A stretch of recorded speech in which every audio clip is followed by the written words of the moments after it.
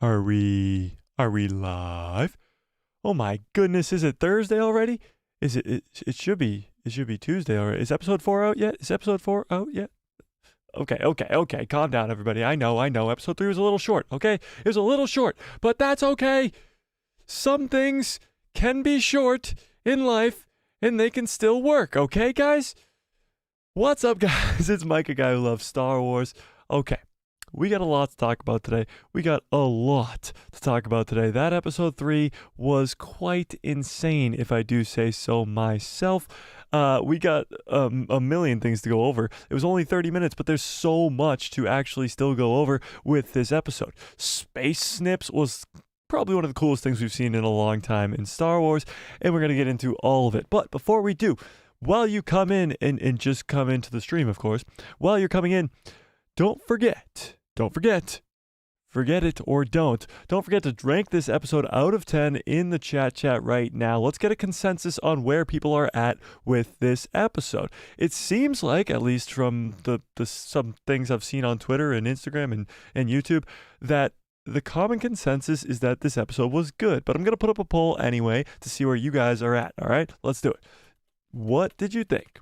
What did you think of Ahsoka episode 3? What do we think? Did we love it? Did we just kind of like it? Did we think it was meh? Did we think how many options do I get? Only 4. So did I hate it? I hate you. Or did you hate it? What do we think? Rate it out of 10 in the chat. What's up, Tony? What's up, Honey Badger? What's up, Austin? How we doing on this fine Thursday evening? All right.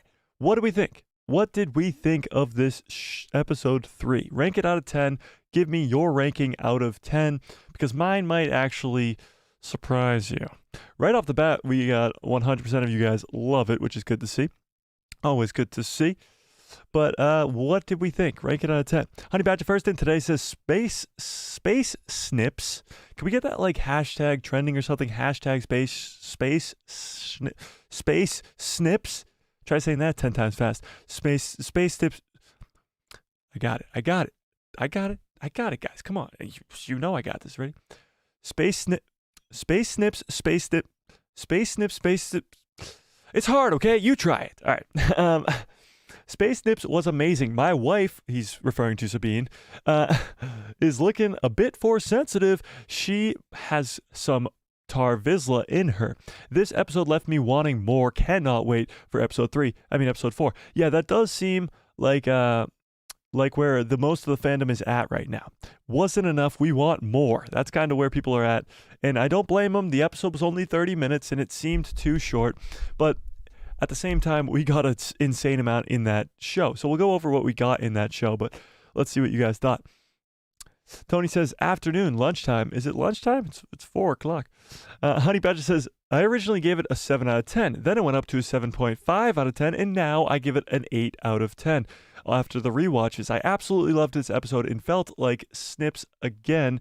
And wife's progress with the Force was awesome. Speaking of Sabine.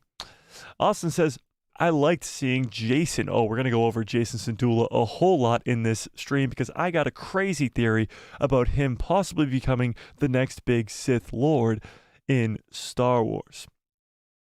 Hashtag Space Snips. I know. You try saying that 10 times fast.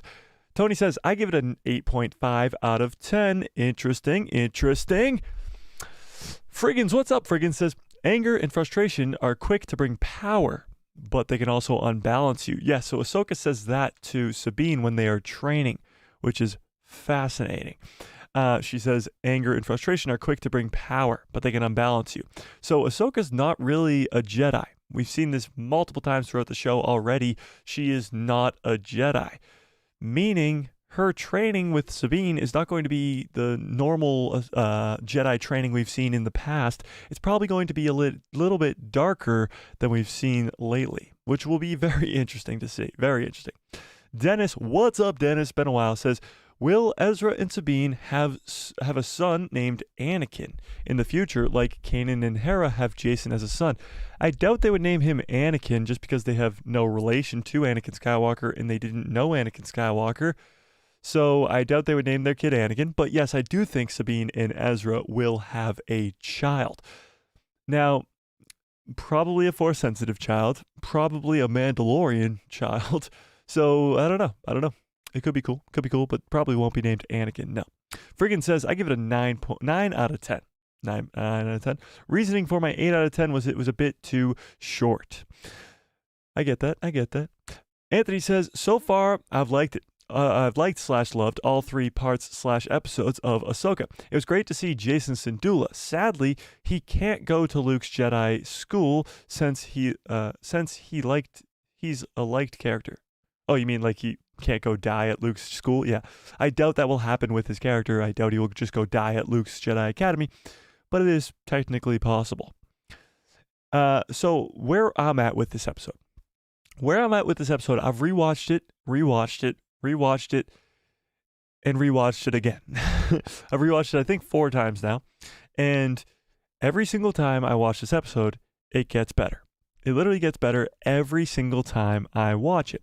Now, at first, I gave it an 8 out of 10. And I was very concerned about the short length.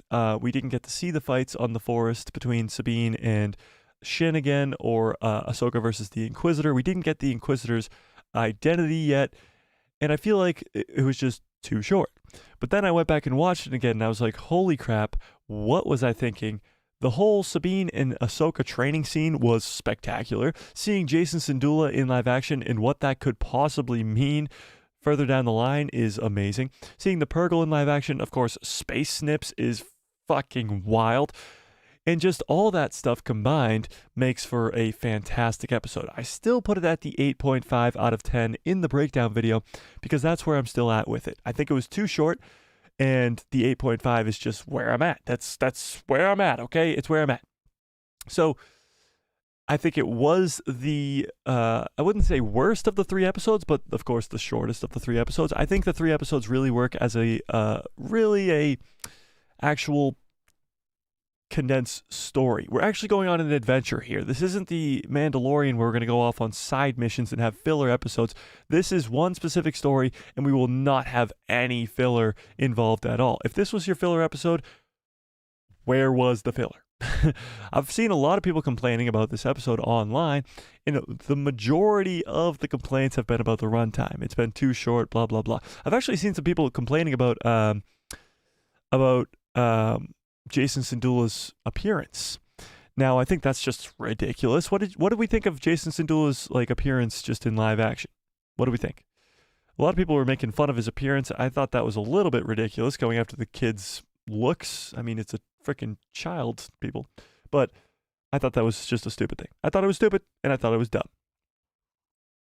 But what do we think? What do we think? Let me catch up on some chats right here before we get into this.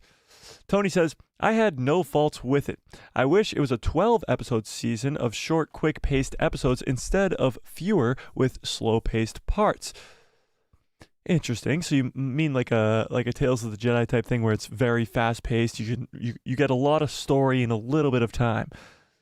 I wouldn't mind that, but a lot of the slower scenes, like Sabine training Ahsoka, or the first scene with Ahsoka in episode 1 when she goes into the Night Sister stronghold and finds the map. All that stuff is kind of dragged out a little bit, but it's dragged out for a reason, explaining that this training stuff takes a while and the importance of it. Ahsoka explaining the Force is amazing. And all those slow scenes, like the first scene of Ahsoka in the stronghold, the Night Sister stronghold on that planet, her feeling the Force. You as a viewer can feel through Ahsoka the Force. And that's very, very cool. And I've seen Dave Filoni do that multiple times in this show already. And even in that Ahsoka and Sabine training sequence, you get some of that as well. So even those longer fleshed out scenes have had a very strong effect on the show. Honey Badger says Jacen Syndulla versus Rey and Finn would be absolutely insane. That would be insane, and maybe, just maybe, it could be a possibility. Austin says a 10 out of 10 for this episode. Ooh, that's very high, Austin. Very high. I think this is Jacen Solo in live action. I do too. We're going to get into that in a quick second here after I catch up on the chats, but Jacen Solo from Legends, I think, could be the Jacen Syndulla that we're getting right now. Dis Inferno says, when Sabine was under the mask and training with Ahsoka, I felt bad for her. Sabine really sucks at the Force. I know, and that's actually kind of great. The fact that she's just not getting it really, really easily is amazing. It's not like Rey, where people can call her a Mary Sue because she just gets everything so quickly. Sabine actually struggles, and she struggles with everything. She struggles with shooting stuff down in the ship. In the fight scene in space, she struggles at fixing the ship, she struggles at using the Force, she struggles at everything, and that's what makes her a compelling character. You don't want a character that just gets things right away. Even Luke Skywalker's a whiny baby who doesn't get things right away. Ahsoka is a whiny baby who doesn't get things right away. You need a character development, and Sabine is getting that as well. Couldn't agree more. Friggin says, spacesuit Ahsoka action figure, please. Oh, that would be awesome. That would be awesome. Or how about just a Funko Pop or something like that? Like, Space Snips is going to be a very popular thing in the future. Dave knows what he's doing, and that scene was a showstopper, to say the least. Everybody I've seen online has been like, that was awesome. She literally goes up into space with just her lightsabers and fights against 3 space fighters. Like, that's just badass. Disinferno says, Jacen will become a Jedi and will die protecting Hera like Kanan did. I think that would be devastating, especially for Hera's character. I mean, seeing her husband, or whatever you want to call him, die in front of her, sacrificing himself, then seeing Ezra, who seems to be like a son to her, sacrifice himself in front of her, and you saw how emotional she got in this last episode about finding Ezra, when she was confronting that senator about, were you even in the war and you don't know what I've lost, blah, blah, blah. Like, she got emotional with that. So seeing her son die too,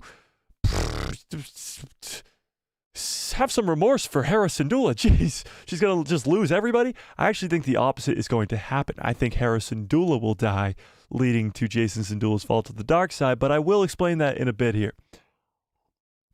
I'll explain. Okay, guys? Jeez, calm down. I'm just trying to catch up real quick. Anthony says, I'd give part 1 a 9, part 2 an 8, and part 3 an 8. So right now, an 8.5 so far on the show. I'm probably around that same part. Yeah, around there. Probably closer to a 9, though. Honey Badger says, Ahsoka was trained by Anakin. He was trained by Obi-Wan, who was trained by Qui-Gon, who was trained by Dooku, who was trained by Yoda. Whew. Ahsoka comes from a long line of unconventional Jedi, and now it's Sabine's turn. Yeah. Very true. I mean, other than Obi-Wan. Obi-Wan is the kind of outlier in that statement. But yeah. Tony says, I want to see Jacen and Ragnar fight each other in the future. That would be kind of cool. Ragnar is the Ragnar Vizsla, who is Paz Vizsla's son. Yeah. Dennis says, have the Zepho a connection to the other galaxy? And will we see the Zepho grave? And we see the Zepho grave on Dothamir in Fallen Order. I don't know how much of this is going to be connected to the Zepho. I know the Zepho were a really cool thing that was introduced in in Fallen Order, I should say. But they weren't in Jedi Survivor. They haven't been in anything else. And it seems like Dave Filoni is trying to connect stuff to the ancient Rakatan Empire and not the Zepho. So I don't know. We'll see. Austin Snow says, maybe the Inquisitor will be canon Starkiller. We'll get into that too in a second here. But yes, I do think that is the case. Honey Badger says, after this episode with Morak speaking, I'm fully convinced that he's Starkiller. The as you wish is what drove me to this conclusion. Yeah, we'll get into that as well. Derpy Entertainment, of course, says it was meh. I think you're going to have a lot of people disagree with you there, Derpy. I think you're going to have a lot of people disagree with you there. But yeah. All right, let's get into this. Let's go to Jacen Syndulla first, because I'm just so hyped up on that. If you guys have seen my video that I posted today, came out about 4 hours ago, I dive into this a little bit, but we're going to dive into it a lot deeper here. Jacen Syndulla. Okay, so here's where my head's at. I think he's canon Jacen Solo, and here's why.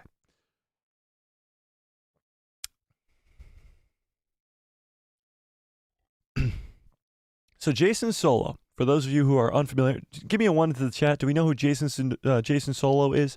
1 into the chat from Heir to the Empire. Do we know Jacen Solo? Do we know? Do we know? Do we know? Do we know? Jacen Solo? Okay, there we go. Yeah, you guys know. You guys know Jacen Solo. So Jacen Solo is originally a good guy. He is the son of Han and Leia, and he turns to the dark side. Very similar to Kylo Ren. Kylo Ren's kind of the first canon version of Jacen Solo. Again, Ben Solo, Jacen Solo, the son of Leia and Han, turns to the dark side. Very similar stories. However,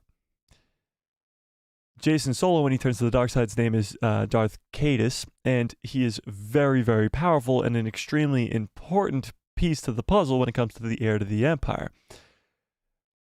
Dave Filoni, again, as he always says, is that the Legends material in the extended universe is amazing content, and he wants to bring a lot of it into canon, and that's what we're seeing right now with the heir to the Empire. That's what we're seeing right now with the Ricotta. We're seeing that with Ricotta. We're seeing that like even in Andor and stuff like that. Dave is trying to integrate a lot of extended universe stuff into canon. I mean, Thrawn is one of the main villains of Rebels. So he's trying to adapt Heir to the Empire into canon without it being the same exact story and without really neglecting the original source material. So he wants to bring in this character of Jacen Solo into canon. At the time when he's creating Rebels, one of the very last scenes he creates is a brand new character named Jacen Syndulla. Now, Jacen is the child of Hera Syndulla and Kanan Jarrus. Now, Kanan Jarrus is a Jedi Master, so Force sensitivity is most likely in this child. However, seeing this little kid on screen for the first time in live action does not convey this guy's going to be a Sith Lord in the future. However, when you see Anakin Skywalker in The Phantom Menace, you're not like, this kid's going to be a Sith Lord. Unless, of course, you saw the original trilogy first. But Anakin Skywalker is a very similar story here. He starts off as a kid. He's a very innocent kid, and what happens to him throughout his life is what causes him to fall to the dark side. The loss of his mother, the loss of Ahsoka, or at least Ahsoka leaving the Jedi Order, the distrust in the Jedi Order, but also Palpatine's pull to the dark side. Jacen Syndulla, on the other hand, could also have that pull to the dark side, whether it's Palpatine, whether it's Snoke, or whether it's somebody else from this new beyond. It's uncertain. However, he's already lost his father. If Hera Syndulla goes as well, that pull to the dark side might be all that much stronger. Now, we just talked about this earlier. I think it was, who brought that up? Friggins, maybe? Friggins, did you bring that up? I think it was Friggins, right? Yeah, Friggins brought it up. He says, Ahsoka says to Sabine while training Sabine, anger and frustration is quick to power, but they can also unbalance you. So Ahsoka is not like opposed to the dark side. She's of course not like a dark side user. She's not a Sith Lord, but she can feel the balance in between both the dark side and the light. And she's training Sabine this way. Sabine would train somebody that she was going to train that way. And then you have Ezra Bridger. Now, it's most likely that Ezra Bridger is going to train Jacen Syndulla. Why is that, you might ask? Because, of course, Ezra Bridger was trained by his father, Kanan Jarrus. So, if Jacen Syndulla is trained by Ezra Bridger, who we already know has a very strong pull to the dark side as well, it seems as though if you're not involved with Luke Skywalker's Jedi Temple, which right now seems to be a completely different thing over to the side, Luke Skywalker, the Jedi, is a completely different thing than what we're getting here. Ahsoka, Sabine, Ezra Bridger, Jacen Syndulla, they're all on this other side here, where they feel the balance between. They're more gray Jedi-ish, but they do have a dark side tendency. If Hera Syndulla was to die, if Sabine Wren was to die, if Ezra Bridger was to die, if somebody of importance to Jacen Syndulla was to die, I could easily see a Darth Caedus situation go down very similar to the way that we see in the Heir to the Empire. Now, would you guys want that? Let me open this up to the class. Do you guys think this is possible? Do you think this would be likely? And do you think it would be a good thing to do? Jacen Syndulla, the new Sith Lord. it would make it very interesting story, especially if Ahsoka and Ezra and Sabine are the ones who have to fight him. If he is the power as powerful as he is in Legends, that will be a worthy opponent and a worthy Sith Lord. Maybe it's not Rey and Finn who are fighting him, but it's his friends. It's his family in Sabine and Ezra. It'll be very interesting to see, but there's definitely a importance with the character of Jacen. He is not just a one-off character here. That appearance was not just a little cameo for us fans. He will be important. And I harpen back to this one scene where in episode 1, do you guys remember this? In episode 1, is that episode 2 maybe? In the premiere, in one of the first 2 episodes. Tell me if you remember this. Give me a 1 into the chat, or a 2 into the chat if you remember this. When Sabine first goes into Ahsoka's ship and she looks at these drawings on the wall, and they're clearly drawn by a kid, not her. They're kid drawings. They're stick figures. There's a bad drawing of Chopper, like those drawings right there. And it is specific. It's a very important scene, and Dave focuses on that scene for a real reason. That scene didn't need to be there at all. But I believe this is Jacen Syndulla. He's the one who drew this drawing, and I think this is of significant importance. I think Jacen Syndulla has been fleshed out since the first episode, and we're just getting to see him in live action for this first time. But I think Dave Filoni has a long-term plan for this character. But what do you guys think? What do you guys think? And while you guys put in what you think in the chat, I'm just going to look over at this poll right now that's at 71% of you guys loved it. 21% liked it, and 7% meh. And 0% hated it, which is good, Good so far. So what do we think? So 2, yeah, you guys remember that scene? Yeah. Oh crap, you guys are talking so much. I'm going to read all of your chats, don't worry about it. All right, let's go back up to where I was last. Honey Badger says, I think Jacen looks great. It's not like the Oompa Loompa from Rebels. I know, he looks way worse in Rebels. I don't know what people were complaining about his live action appearance. True. Disinferno says, also, when Hera gets emotional at the Senate, I felt that. Oh yeah, me too. I got goosebumps in that scene. Every time I watch it, I get goosebumps. I've watched it 4 times now. And when she's like, did you fight in the war? And he's like, no. She's like, oh, you just waited to see what side won? Like, holy crap. Boom, roasted. Get freaking shit on. Oh my God, that was amazing. That was so good. Harrison Duel's badass. Yeah, I agree, Dis. Raheem's World, what's up? Raheem says, hey man, I can't wait for you guys to see episode 4 and 5. Oh my God, mind blowing. Well, from what we know, and we're going to go over what we think is going to happen in episode 4, because we have a pretty good feel of what's going on in episode 4. But episode 5, supposedly, from what we are hearing, is supposed to be the best episode, at least in Rosario Dawson's opinion. She says it is her favorite episode. And it's Dave Filoni directed, and it could just be insane. But I do have a lot of thoughts on episode 4, because I think episode 4 is going to have a lot of stuff that we know is going to happen. Like, not just speculation, we know it's going to happen. Derpy Entertainment says, I didn't like the episode because it was too short and sweet. Well, it was sweet. Like, do you want it to be short and bad, Derpy? I thought it was very good. Austin says, because the Inquisitor is named Morok. Yeah, we'll get into that in a second. Anthony says, Mike, I thought Jacen looked good. The only thing I would have added was a green eyebrow. Green eyebrow, and ears are slightly green earlobed. His ears, you could tell, were big. His hair was covering it, but green eyebrows, was his eyebrows like a weird color? I don't know. Raheem's World says, I told you Star Wars is alive and well, so people can stop listening to Mike Zero.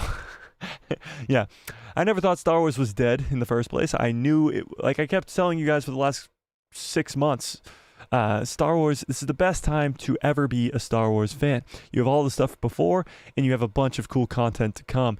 And we're just finally realizing what we are talking about here when we say it is the best time to be a Star Wars fan. This is hype. This is as good as it gets, ladies and gentlemen. Or maybe not as good as it gets, but this is amazing. Tony says, I agree that there was some slow... I agree with the slow scenes. They're all very meaningful. Yeah, agreed.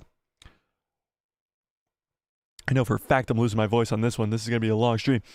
Derpy Entertainment says, it was meh. The things Rebels is Disney Star Wars. My thing is Disney is Rebels is Disney Star Wars. Okay, but Rebels being Disney Star Wars does not take away from the fact that it's good. There's good Disney Star Wars. I don't get the whole Disney Star Wars, everything Disney creates is bad. You have The Mandalorian. You have Rogue One. You have Rebels, all 4 seasons. You have season 7 of The Clone Wars. You have the Ahsoka show. Like, just because it's Star Wars, Disney Star Wars, does not make it bad. Austin says, Sabine is my wife. Oh, God, don't even start this battle. I don't even want to read this war that's going on in the chat right now. Derpy Entertainment says, and to me, with Sabine, it's purposely trying to split fans up. What do you mean? I don't get what you mean on that one. Sabine is a beloved character. I don't get that one. Honey Badger says, that's my reasoning for it being Starkiller, because he said, as you wish. The same as Vader did to Palpatine, giving us a hint that he is Starkiller, Vader's former apprentice. That would be very cool, and we will get into that in a second here. Derby Entertainment says, I had Last Jedi PTSD with Space Ahsoka. I have a point to that. I have the exact opposite of Last Jedi PTSD. That scene actually made fun of The Last Jedi. Do you remember in that scene when Ahsoka jumps off and slices the wing, and then she's just floating there in space, and Sabine has to maneuver the ship to actually save her? And you didn't see Ahsoka use the Force to fly through space like Mary Poppins? There's been multiple occasions, and I don't know if Dave's doing it on purpose. I don't know if he's doing it on purpose, but he is poking fun at the sequel trilogy and actually doing what the sequel trilogy did in many instances better. Like that space scene with Ahsoka. Having all the hatred for The Last Jedi and Leia fly through space like Mary Poppins, Ahsoka kind of does that whole space thing better. So I don't know if you guys noticed this, but Dave Filoni has kind of done a lot of what The Force Awakens has done, and now even The Last Jedi has done, but better. The first couple episodes, you have the whole gist of it is they're trying to find a map to a place that is distant and far. They don't know where it is. There's a missing person, aka Luke Skywalker, aka Thrawn and Ezra, and they're trying to find a map to get there, aka BB-8 in The Force Awakens. So again, Dave Filoni kind of poking fun at the sequel trilogy and doing it better. So I don't know if you guys noticed that, but it's definitely something I've really caught on to. Anthony says, Mike, as I said earlier, I want Jacen Syndulla to be a relatively happy, healthy boy to man who becomes a Force-using pilot and a member of the New Republic fleet. I agree with that, but I do want him to turn to the dark side so badly. Darth Caedus is amazing in Legends, so getting that into live action, oh my God, it would be amazing. It'd be so amazing. He follows up and says, Mike, the Zepho merch was in Bad Batch. Oh, Mech. The Zepho Mech was in the Bad Batch. And yes, Marok is a clone of deceased Galen Merrick. I don't think he's a clone. I think they'll go straight up Starkiller. I'll bet the clone has scars on him for differentiation for Mount Tantus. Ooh, Mount Tantus. That's the thing. Do you guys think we'll see Mount Tantus in this show? Do you think we'll see Mount Tantus in the show? Because Dave Filoni mentioned in an interview that he set up Mount Tantus in the Bad Batch for something that he's going to explore further down the line. What do we think? Austin says maybe. I think maybe it's like later on in the season. Maybe actually the last scene. When they talked about that last scene of Thrawn being in the galaxy. Us having to know that he's in the galaxy, we need a recognizable location. What if that recognizable location or his new base is Mount Tantus? What if Thrawn's home base is Mount Tantus, where he does a bunch of cloning? That would be wild. Honey Badger says, no, I doubt we'll see it until Dave's movie. Interesting, but what if they kind of like tease at it at the end of the Ahsoka show? And then it leads you into Dave's movie. What do you think of that? Let me scroll up here. I've just lost my place completely. Austin says, would Jacen be called Jacen Jarrus or Jacen Doom? I think he'll just be called Jacen Syndulla, just because his mom is the one who's alive. Friggin says, my Marok is a clone of Kanan theory has another week to live. Yeah, I know. It's not a terrible theory, but I hate it. Just kidding, Friggins. I just don't think it's true. I don't think it's true. Friggin says, Jacen Syndulla is Snoke confirmed. Oh my god, imagine. Well, that's the thing. Is Snoke going to pop up eventually? Like, Snoke has to come in, have the ability to create the First Order, and rise to power. That's going to take a while. Like, when does all that happen? When does that happen? Where is Snoke? Isn't he supposed to, like, start talking to Kylo Ren at a young age and turn him to the dark side? Like, when does that happen? And are we going to see that in Dave's movie? Are we going to get hints of that in Ahsoka? Like, where is Snoke? Is my question. Where is Supreme Leader Snoke?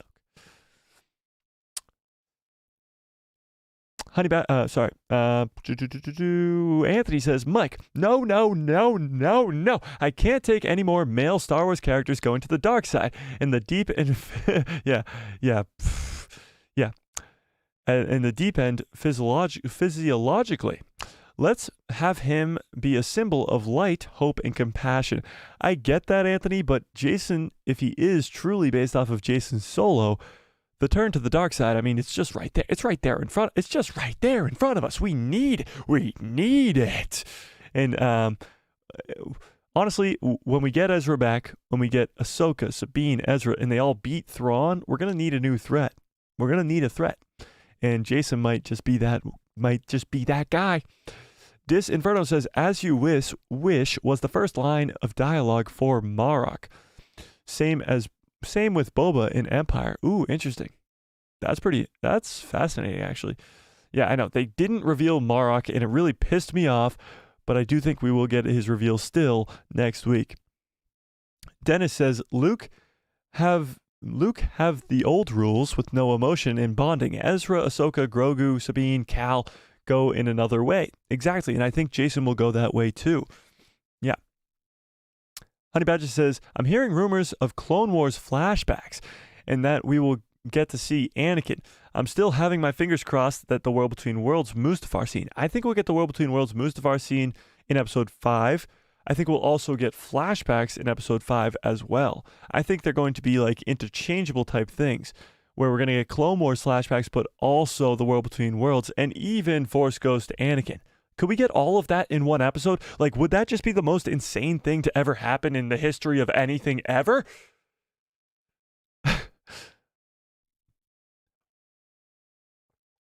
I think it would be quite wild. Quite wild. Friggin says, do people actually listen to Mike Zero? I don't, but I think she still has a ton of subscribers. Let's look it up. YouTube. Mike. Well, he is the first thing when you search in Mike. He has 311,000 subscribers. He just posted a video 30 minutes ago. Bob Iger breaks silence with Disney boycott. Gets caught lying again. He posted a video 3 hours ago that says Kathleen Kennedy gets furious with Ahsoka backlash, which clearly is not the truth. So, yeah, there you go. 311,000 subscribers. How about we just, the goal should just be to get more subscribers than Mike Zero, no? I should be the bigger Mike in the Star Wars realm. What do we think? Should we just make Mike look like a loser? I'm the better Mike, right, guys? I'm the better Mike, right, guys? Guys? Girls? People who love Star Wars? I'm the better Mike, right?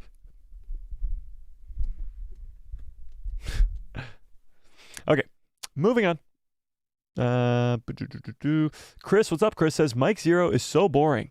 Great cure for insomnia. there you go. Austin Snow says, Star Wars Meg is our hero. Okay, yeah, sure. I've seen a bunch of Star Wars Meg videos. She's good. She is good, but I'm still convinced she's an AI robot. Honey Badger says, everything Disney Star Wars is bad. From the mouth of people who only accept Star Wars when it comes straight from George Lucas's hands. I wouldn't say all people say that, but all people are like that say that. But yeah. Yes. Everything Star Wars has done with Vader has been perfect. Agreed. All the games that have been released have been perfect. Agreed. Rebels and Bad Batch, Clone Wars Season 7, Rogue One, Mando, Ahsoka, and Episode 7 were all done right. Agreed. Anthony says, Mike.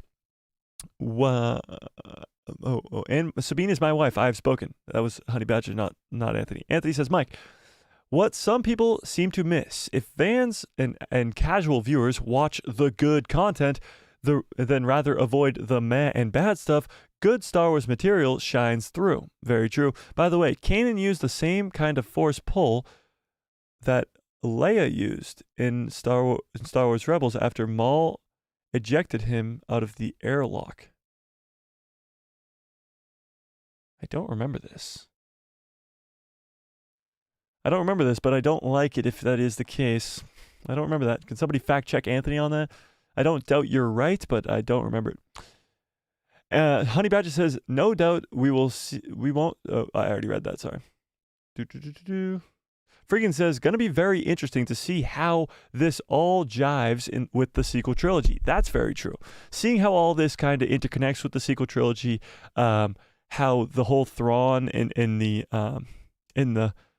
backlash from Thrawn trying to become the heir to the Empire, how is that not mentioned in the sequel trilogy? Now, we don't know how big of an extent it is, if Luke, Leia, and Han are involved in any way, but I feel like if Thrawn comes into the galaxy with an army of undead stormtroopers with Night Sisters and Dark Jedi, I feel like that would be mentioned. I feel like that might just be mentioned in the sequel trilogy.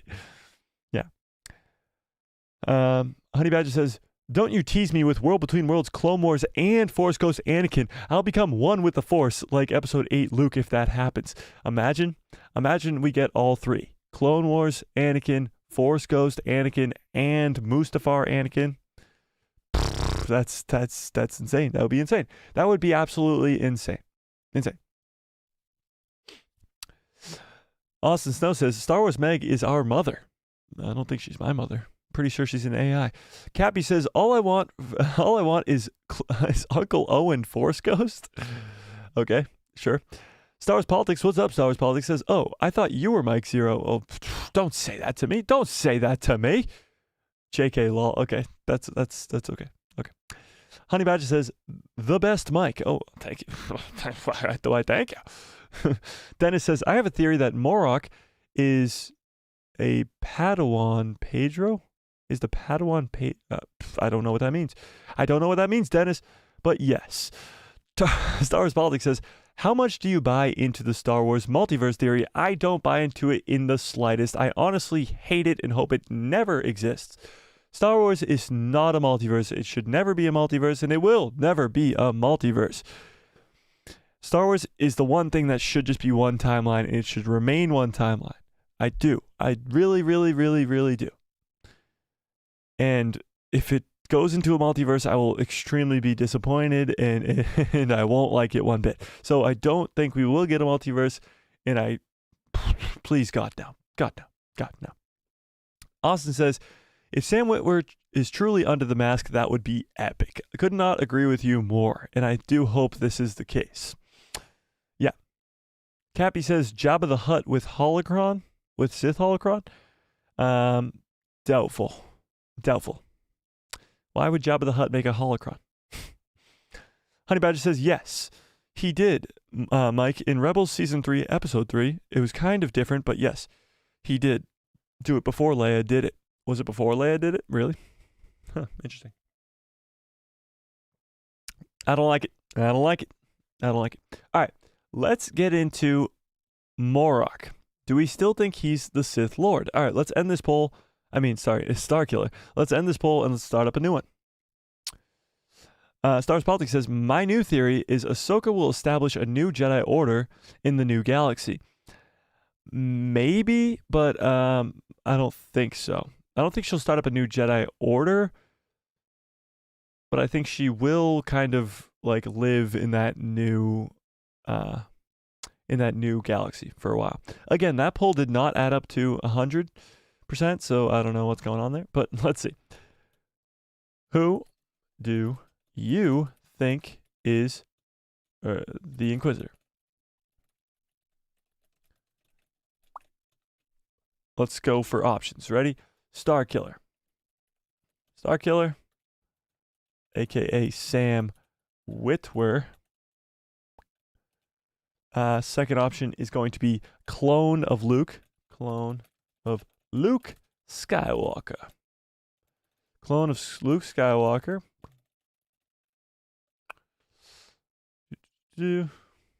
What should our third option be? Our third option can either be a clone of Kanan, which seems unlikely. Sorry, friggins. A clone of Kanan. A clone of... not a clone, sorry. Not a clone of, but Ezra Bridger. Ezra Bridger, or let's just say somebody random like Barriss. I don't think it's Barriss. I don't think it's a girl at all. What do we think? Who should that third option be? Third option B, maybe? Love the robotic voice for the Inquisitor. Yeah, the robotic is yeah, absolutely amazing. Well, first we'll just put new character.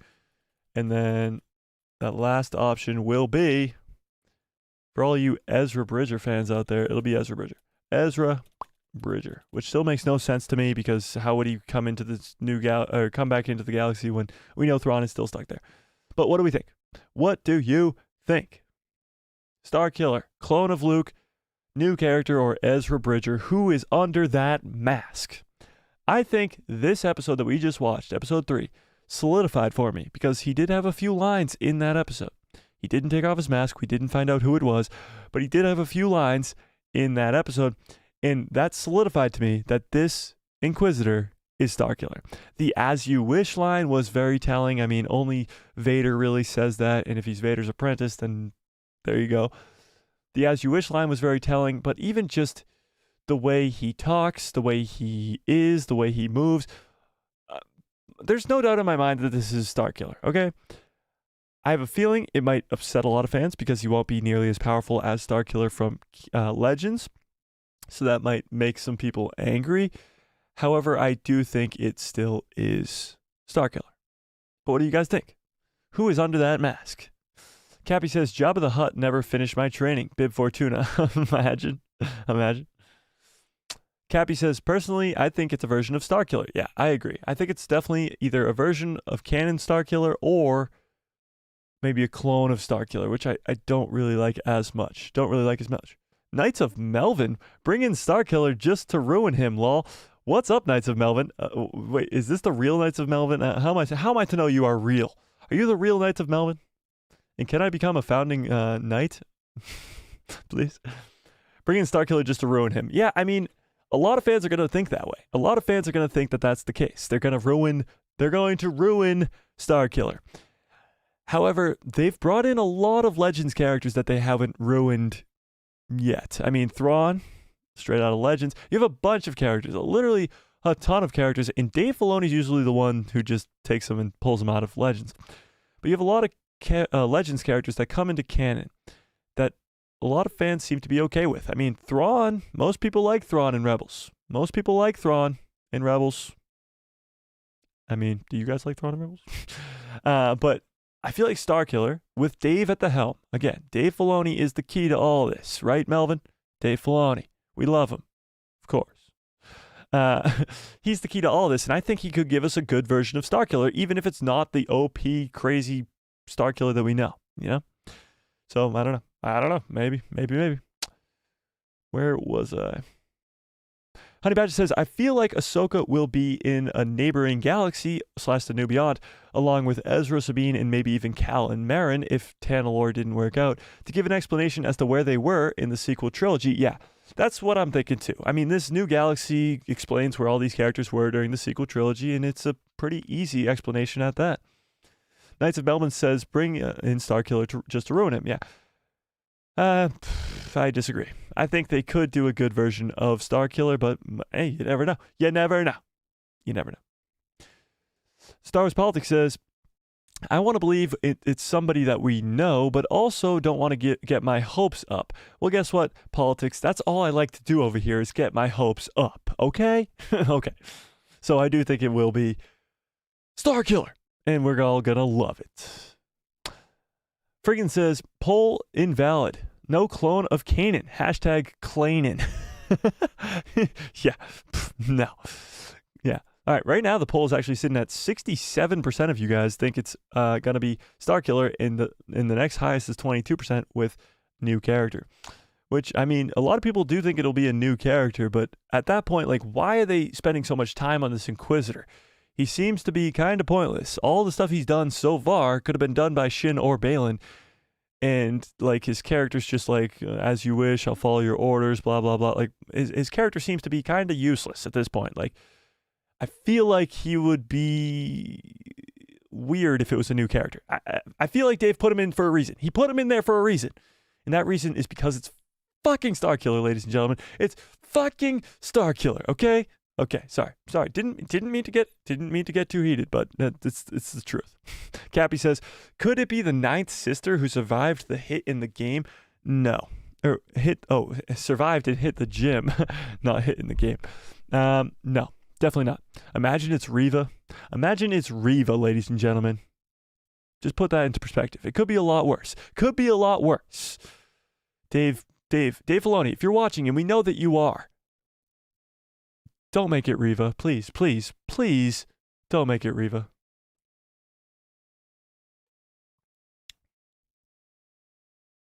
Can I get some good cups follow orders in the chat, please?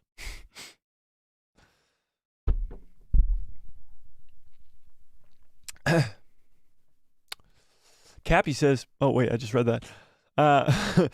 Rhyme says, Luke's/Maul clone. I mean, a lot of people like the Luke clone thing. A lot of people like it. I'm not opposed to like the Luke clone, like the Luke Skywalker, and especially if you're going off of the Heir to the Empire, brought into canon, stuff like that. I don't hate it, but I don't think it's likely. And Maul clone, definitely not. JC, what's up? JC says, Balin's character is so cool. Oh my god, he's amazing. He's so much like Dooku, too, to a point where he isn't really a Sith Lord, just like Dooku wasn't. He just kind of didn't really trust the Jedi, and he's not like a bad guy. At least right now, he's not. Even in episode 2, he says he doesn't want to kill Ahsoka because there's so few Force users left. He really does just have that feeling of Dooku. Anybody else get that? Knights of Melvin says, Morok will be revealed to be some guy named Bob. I seriously hope not, Melvin. I hope not. But maybe. You never know. Oh, we just hit 19 views. Wow. If you guys weren't here on Tuesday, we broke the record for most people at the same time, and it was 28. So smash a gosh darn like on this video and hit that subscribe, of course. And become a member. Why not? I mean, it's bound to just make you feel awesome. It's becoming a member. And we'll do giveaways and stuff like that as we go. I think we're going to do, the next giveaway will be for the finale of Ahsoka. But yeah, okay. Moving on.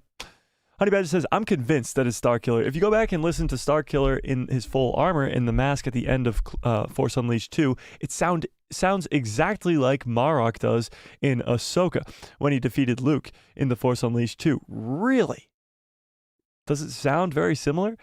I mean, you know Dave's going to go all out if it is Starkiller. That's the thing. Cappy says, if it is Starkiller, why not use his own lightsaber? That's interesting too. Well, it seems like he's borrowing the armor. The armor is covered in rust.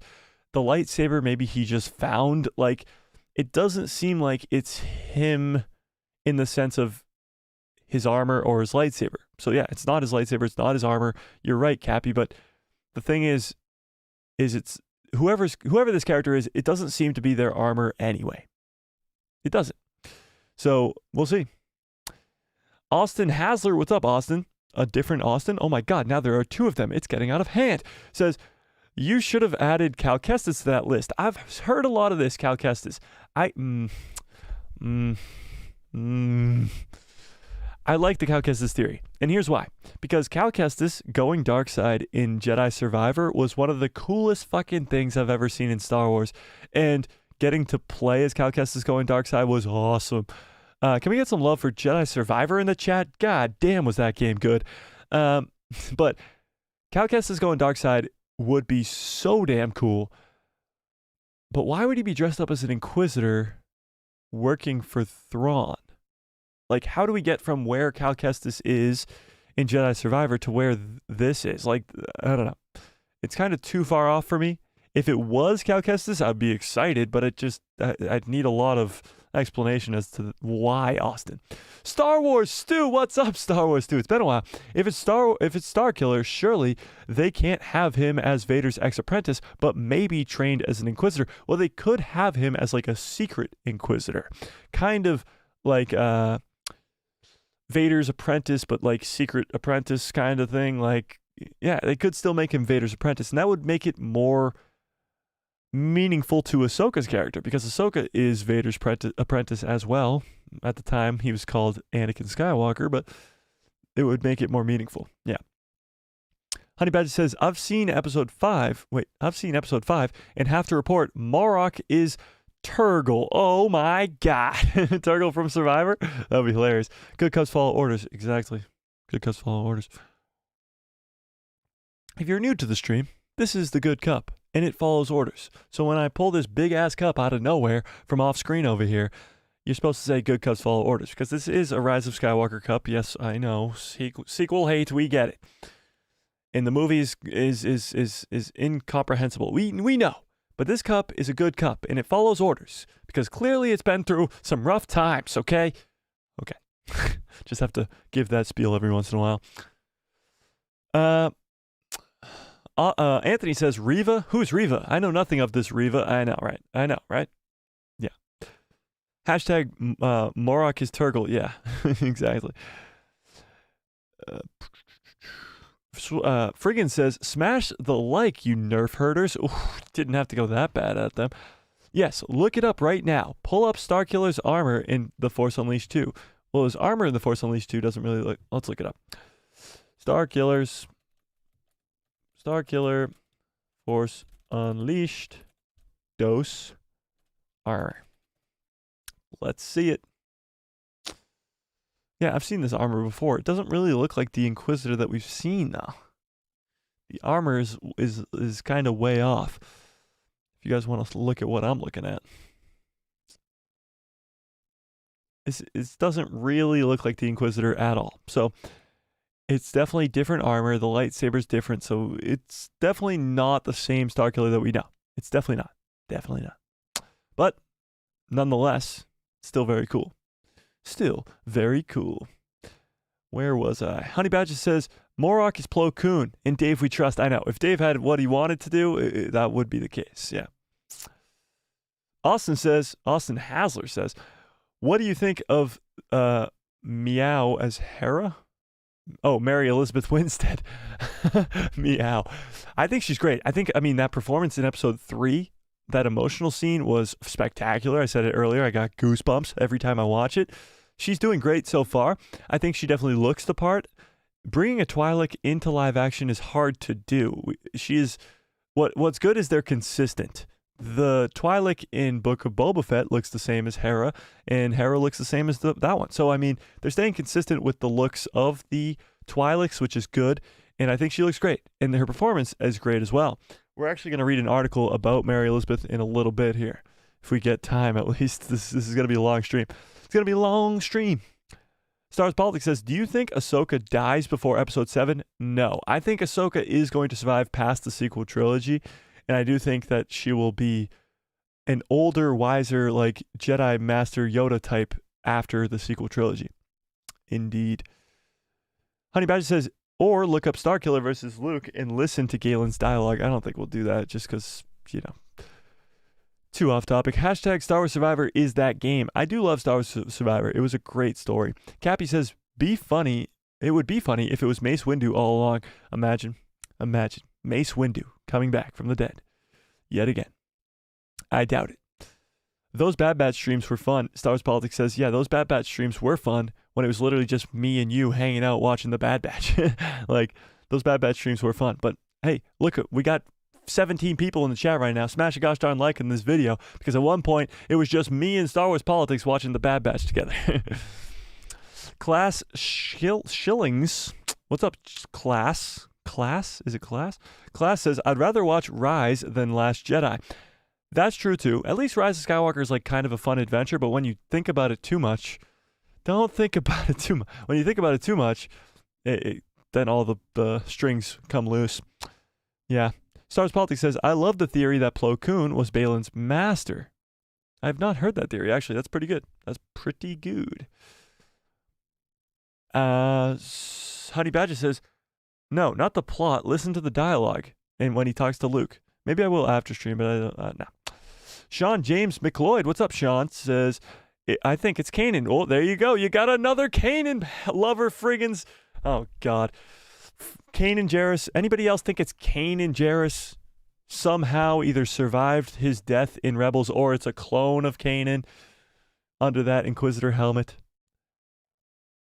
I just think that's too insane. I think it's too insane to happen. But you never know. You never know.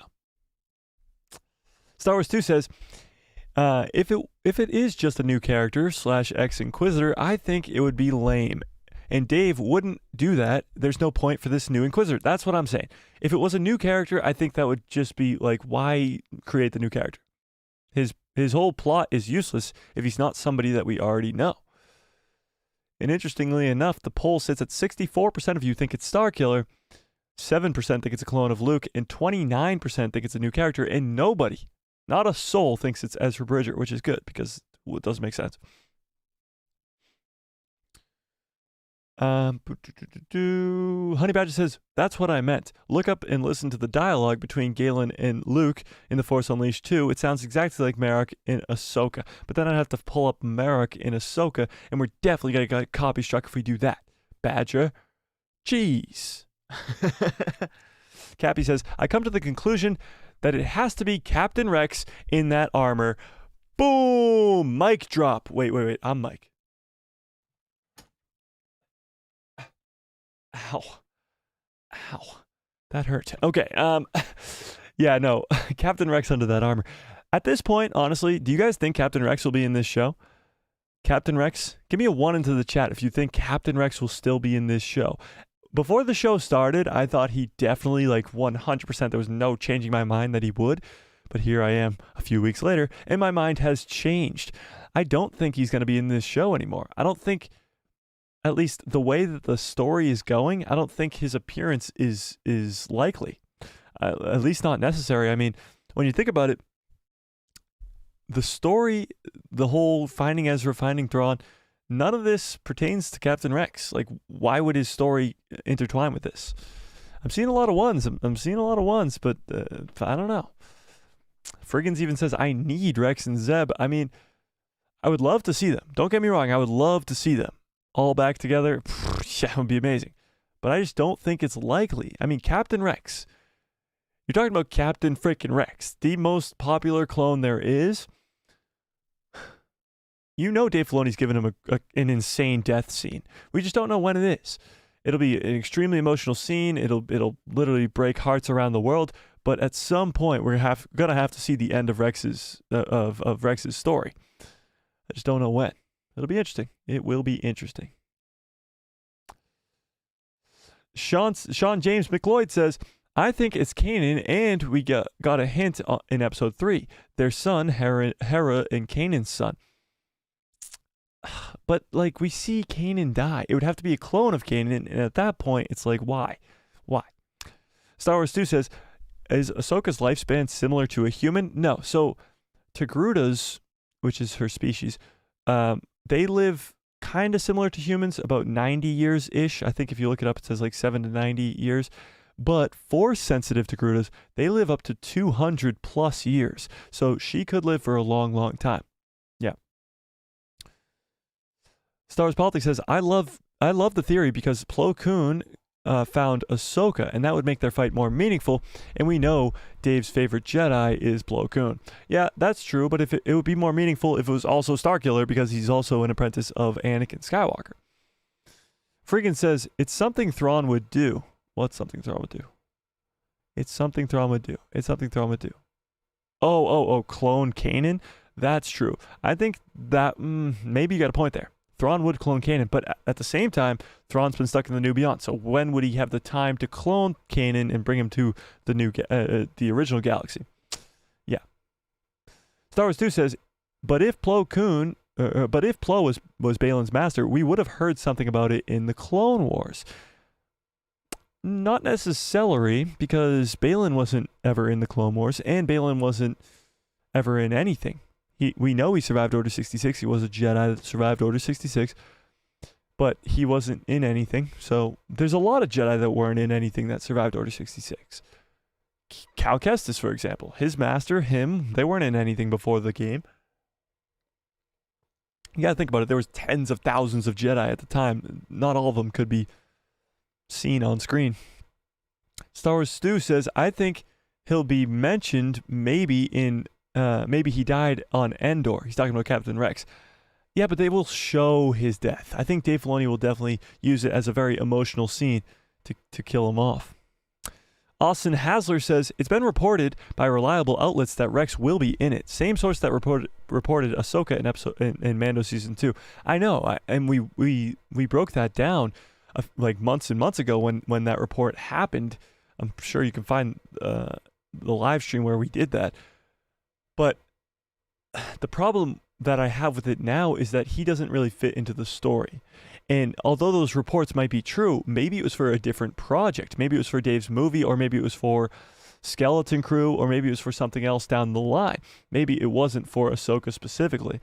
They film a lot of stuff at the same time, and Skeleton Crew, again, something we don't know almost anything about, could involve Captain Rex.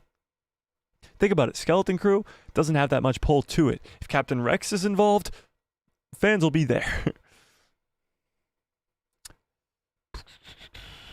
Cappy says, would there even be any actual Sith in this series? Actual Sith? I don't know. If you don't consider Balin and Shin Sith, maybe the character of Enoch, this mysterious character with the gold face, like maybe that character could be a Sith Lord, but I don't know. It's possible. Star Wars 2 says, I'm calling it, it's Yaddle. Yeah, under the mask. Yeah, for sure. Austin Snow says, remember Gregor's sacrifice? Of course. Of course.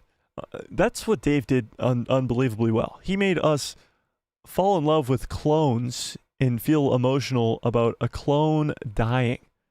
There was millions of clones. They all died. But for some reason, somehow, Dave Filoni got us to attach to these clones and really just latch on to these clones and have an emotional connection to them as they die. It's crazy. Austin Hasler, I guess you could say that about every character in Star Wars, but the clones specifically are just weirder because they all look alike. They all are the same person, at least. Austin Hasler says, this show is dividing into two parts. Rex will definitely be in the second part. That's true. There is supposed to be a time jump. Maybe Ahsoka's like, I need help. And who are you going to call but Rex? Maybe. It is possible. It would be a surprise to be sure, but a welcome one. Anthony says, I want Captain Rex and a handful of clone troopers, ooh, that would be cool, to be rejuvenated via Dr. Pershing and the Kaminoan tech and de-aged by 20 years, being Tamora Morrison's current age. I mean, yeah, you got Tamora Morrison at the perfect age to do more Captain Rex. It's just whether or not they will do more Captain Rex. Star Wars Politics says, Balin would have been a Jedi Knight during the Clone Wars like Anakin. Yeah, he would have been around the same age. Maybe a little bit younger, or I don't even know. How old do we think Balin Skoll is? Because if he's like 50, Anakin died when he was 44, so that would be about the same age. So yeah, maybe. Sean James McLeod says, Zeb and Rex might be in the show because Hera will need to get help since the New Republic won't help. That could be it. They just got denied help from the New Republic in the last episode. Now you got me, Sean, now you got me thinking that Rex is going to be in the show again. But yeah, they just got denied help from the New Republic. So maybe they do go get their own help. Maybe they do go get Zeb and Rex. And I guess that's it. And go ask for their help. That would be cool. Star Wars 2 says, I'm calling it right now. It's Yaddle. I already read that, but that's okay. Austin Hasler says, I heard Ahsoka will be in Skeleton Crew. I do think she will maybe play a small role in Skeleton Crew, but I don't think it'll be as big as people think. Sean James McLeod says, I also think that the talk between Luke and Ahsoka will, when their first meet, should happen in this show. I hope we see that, but I wouldn't get your hopes up on that one. Having Ahsoka and Luke's first meet on screen, that would be crazy. Star Wars 2 says, I mean, I'm still waiting for Force Ghost Anakin. If not an Anakin Force Ghost, if there's not an Anakin Force Ghost, I will be very sad. Maybe you won't get Anakin Force Ghost, but you will definitely get Flashback or World Between World Anakin. I do think you will get Force Ghost Anakin, but it's one or the other or both. Honey Badger says, due to Rex's accelerated aging, he must be older if he appears in Ahsoka. If he indeed went on a mission with Ahsoka to stop his aging, that would be the only way he would appear in this, but I doubt it. I think you could get something along those lines where they somehow stopped his accelerated aging, but that would have to be explained. Maybe it would be explained in like Bad Batch Season 3 or something. Yeah, you never know. You never know. Austin Hasler says, I like to think that Rex and Wolf found a way to stop the accelerated aging. Otherwise, they would have been dead by now. Yeah, agreed. Star Wars Politics says, wait, so Skeleton Crew was supposed to happen in the New Beyond? So I guess now it's Peredia? I don't know if all of Skeleton Crew was supposed to take place in the New Beyond, but I think some of it is. Yeah. Maybe Ezra will play a role in Skeleton Crew too. That would be cool in my opinion. Yeah, I think we will get a lot of familiar faces in Skeleton Crew. I just don't think they'll be the main cast. The main cast will still be those group of kids and Jude Law's character. Austin says, I want Luke to meet Ahsoka right now. Yes, me too. Friggin says, I just need Force Ghost Anakin to show up and say, hey, Snips, and then I'll die. Imagine. What if he says, hey, Space Snips? Space Snips. Austin says, is Skeleton Crew delayed? Not officially. No. Not officially, no. Technically, it can't be delayed because there was never a release date, but it is still supposed to come out by the end of this year. So, not officially, no, it has not been delayed. But if the writer's strike continue, I do see it being delayed, yes. But not too long. Maybe just the beginning of next year. Something like that. Maybe.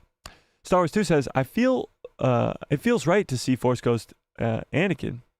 Ahsoka last time meeting Anakin was as Vader. Luke told her about his redemption, but she still needs to talk to real Anakin one last time. I completely agree. And we need an explanation as to where the fuck Anakin's Force Ghost has been this entire time. Why was he not in the sequel trilogy? Why was he not anywhere? Like, what? Where has he been? Austin says, yeah, but the Kaminoan facilities were destroyed in Bad Batch Season 1 finale. Very true. But there's Kaminoans, or at least 2 Kaminoans, on Mount Tantus. So maybe Rex went to Mount Tantus. Ever think of that? Austin? Sean McLeod says, do we know if the events of this show happen before she meets Luke? No, it happens after. So, actually interesting. We don't. Because this takes place almost right after Mando Season 2. But there is a time period in between Mando Season 2 and the Book of Boba Fett. Interesting. Maybe the time jump in the middle of this season will include Book of Boba Fett. That could give you the first appearance, or first meeting of Luke and Ahsoka. That would be insane. It is unclear. Yeah, it is unclear. But that could happen. Wow, that is interesting. Honey Badger says the interaction between Anakin and Ahsoka will be interesting to see if it's him as a Force Ghost. We could see the conversation going many ways. They've both failed each other. Very true.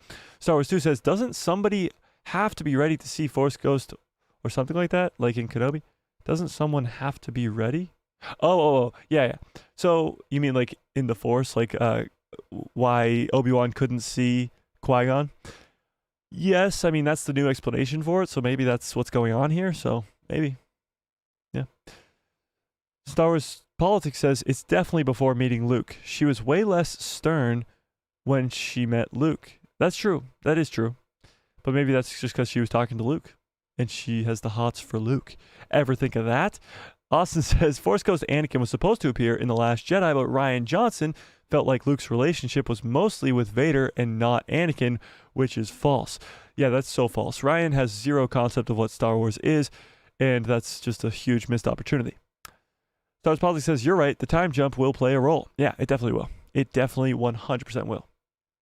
1000% will. All right, let's talk about episode 4 and where we're going to go from here. What are the only remaining scenes from the trailer that we haven't seen yet that are going to all happen in this next episode? At least probably other than the Thrawn scenes. The Thrawn scenes are probably not yet going to happen. But what scenes have we not seen yet from the trailers? I found the exact scenes that we haven't seen yet, and let me pull them up right here. First of all, Star Wars 2 says, yeah, three lightsaber duels, exactly, and we're going to get them all in the next episode, friggins. Star Wars 2 says, and when Anakin met Leia, he said, you may never see me again. Oh yeah, that was in the book, right? Interesting. Star Wars Politics says, I think she might help him rebuild. She helps him rebuild so that she can go make a new order in the new galaxy. Interesting. All right, let's see these scenes that we haven't seen yet. So there's 4 of them, at least from the trailers. Here we go. So the first on it is this one. Now this one honestly is the most interesting to me. First of all, because the ghost is right there behind her. Now this will be the first live action, not the first live action appearance of the ghost, but this will be the first appearance of the ghost in this show. The ghost is seen in Rogue One and seen in Rise of Skywalker. But this will be the first appearance of the ghost in this show. It's weird that we're 3 episodes in and we still haven't seen the iconic ship, the Ghost. But I do think we will see this scene in the next episode. Now, why is this scene the most important of all of them? Hera, and you can see Chopper a little bit behind her, and the Ghost. Hera and the Ghost are on this planet with the star map. They're on the planet with the star map in the forest behind them, which is insane. That means Hera Syndulla is taking it upon herself to come help Sabine and Ahsoka. Did she go get Zeb? Did she go get Captain Rex? Did she go get help? Agent Callus, maybe even? That is still unclear, but I think this is the coolest of the 4. We're going to come back to this. We're going to come back to this one. This is a Sabine versus Shin. This is Sabine versus Shin part 2, because we already saw the first one and how that ended with Sabine getting stabbed in the stomach. This is Sabine versus Shin part 2. This will happen in the next episode. This happens in the same forest that they just landed in at the end of the last episode. So that'll be a very cool fight. At the same time as that fight, you get this one. This is Ahsoka versus the Inquisitor. Now, I actually think this fight between Ahsoka and the Inquisitor in the woods is going to end with us finding out who the Inquisitor really is. Imagine this, ladies and gentlemen. Imagine how cool this next episode will be if we get 3 lightsaber duels. Hera Syndulla maybe possibly going to get Zeb, at least Zeb, to go help out. Imagine. But not only that, we get the identity, finally the identity of the Inquisitor. Now, actually, Rem, are you still in the chat by any chance? Rem sent me this on Instagram. Let me pull it up real quick. Rem sent me this on Instagram. There it is. He said, what's up with this? So this, if I can zoom in. He said, what's up with this? So this is featuring, so this is Marok in the credits. It says Marok and Paul Darnell. Paul Darnell. Now let's look up Paul Darnell real quick, because he is, of course, not actually the Inquisitor. Paul Darnell, I already have him looked up. He is a stunt double, ladies and gentlemen. It is not the Inquisitor himself. He is just the stunt double who is playing the Inquisitor. Does he look familiar to anybody else? Does this guy look a little bit similar to anybody else that we know that could possibly be the Inquisitor? Anybody? Anybody possibly that looks like possibly Galen Merrick, possibly Sam Witwer? But does this guy look like a possible Sam frickin' Witwer? Anybody? It is the stunt double, but usually stunt doubles are supposed to look like the actor themselves. This looks like Sam Witwer. Does it not? Like let me pull up Sam Witwer.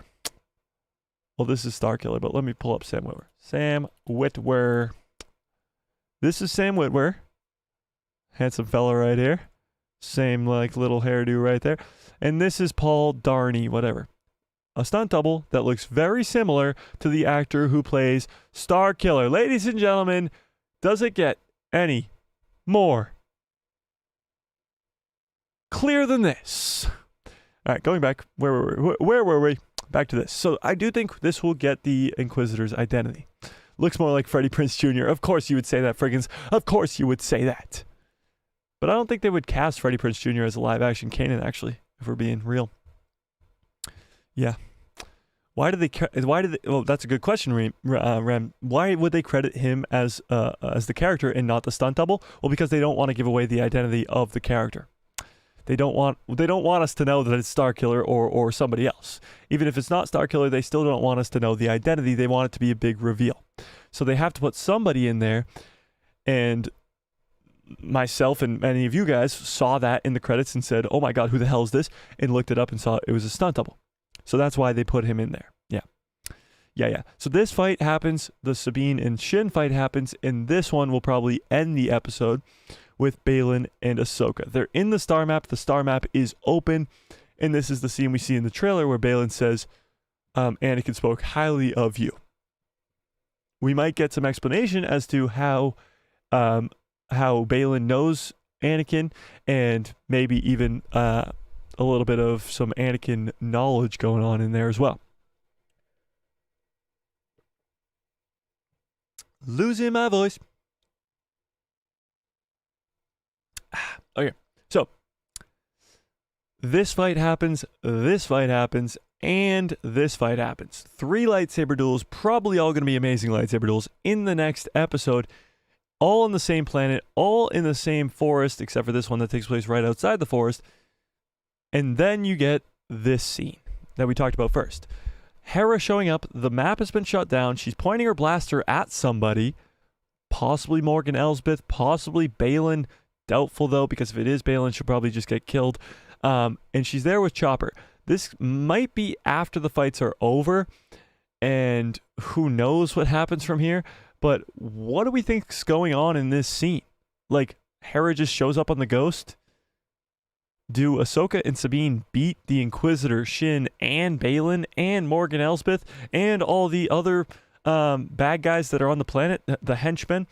Do they just beat all of them? The 2 of them? 2 on 100? Like, is that what's going to happen? And then Hera just shows up as backup at the end? What's going on in this scene? First of all, seeing the Ghost in live action, amazing. But what do we think's going on in this scene? It's very fascinating, but what do we think's going on? It's literally like a blink and you'll miss it clip from the trailer, seeing the Ghost, seeing Hera on this planet. But what do we think it means? How do we think this fits into the story? Let's see what you guys think. Let me scroll up a little bit and catch up where you guys were at. Friggin says 3 lightsaber duels. Yes.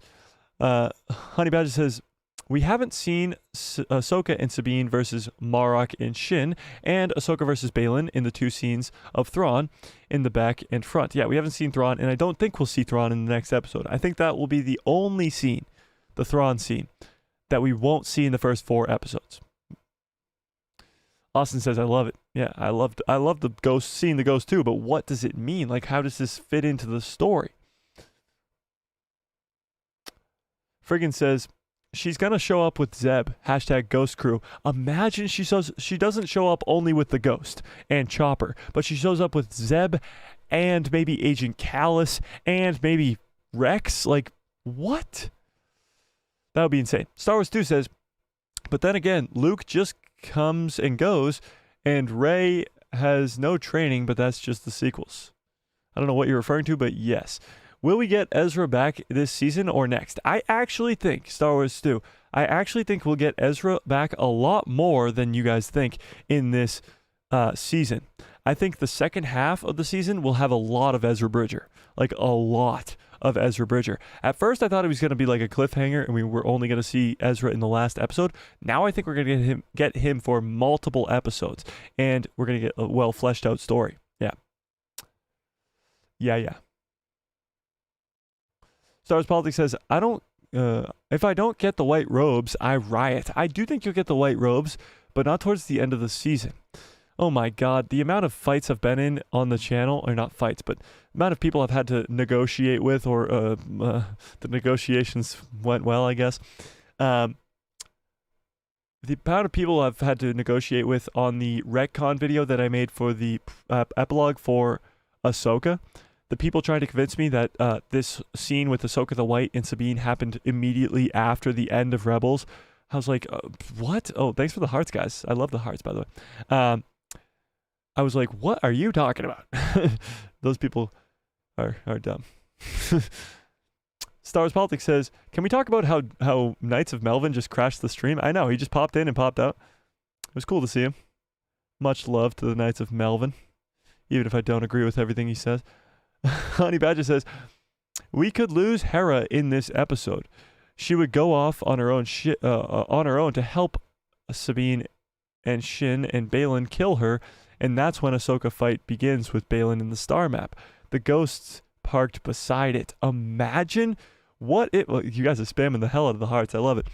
What if Hera Syndulla dies in the next episode? In the next episode. What? Like, what if she shows up to the planet thinking she's good help for backup and just gets diced down by Baylan? Imagine. I think it's a little bit far-fetched, but this one image makes me believe that could be a possibility. It seems very far-fetched, and I don't think it will happen, but it's possible. Friggin' says, dude, no. I know. I don't want it to happen, but it would be mind-blowing, and it would get talked about for sure. It would blow up the internet. Stars Politics says, don't think it was him, though. I didn't think it was him either, but it's the same profile picture. It's the same name. I don't know. What are you going to do? What are you going to do? Maybe Ahsoka will cut through the helmet. Yeah, maybe she'll cut through the helmet, or maybe she'll just take it off to reveal his identity. Yeah. Everything is blurry? Wait, what? Oh, it fixed. Okay, it fixed itself. Good. Good. Friggin says, the trailer also had a shot of Sabine in a helmet taking down a red shirt. Yeah, so we saw that, I think, on Tuesday when we rewatched the trailer. It's a very brief scene of Ahsoka in her helmet, and she uses, like, the grapple hook thing to wrap around one of the bad guys. So we'll definitely get a cool fight scene because Baylan sent off his henchmen to go find to find Ahsoka and Sabine in the forest. And we're definitely going to get Sabine and Ahsoka take down those henchmen. But maybe after those henchmen fail, that's when he sends Shin and the Inquisitor. And then once they fail, he sends himself.